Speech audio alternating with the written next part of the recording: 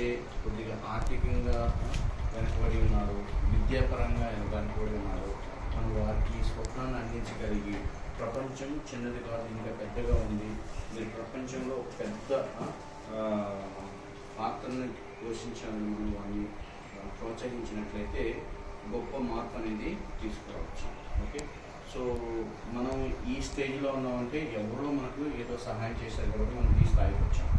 So మీ చేతుల్లో చాలామంది పిల్లలు ప్రతిరోజు మీరు నేర్పించే విద్యాబుద్ధుల కోసం కానీ, విలువల కోసం కానీ, దేనికో దానికి మీ దగ్గరికి వస్తున్నారు కాబట్టి మంచిని నేర్పించి వాళ్ళకి ఒక మంచి ఆశయాన్ని మనం అందించినట్లయితే గొప్పవారు అవుతారు. మనం రేపు పొద్దున ఒక 5 సంవత్సరాల తర్వాత, 10 సంవత్సరాల తర్వాత మీరు పనిచేసిన ఏరియాస్ నుంచి కొంతమంది పిల్లలు ఈ సెంటర్కి వచ్చి ప్రయోజకులు అయ్యి ఉద్యోగం సంపాదిస్తే దాంట్లో నుంచి వచ్చే సంతోషం చాలా గొప్పగా ఉంటుంది.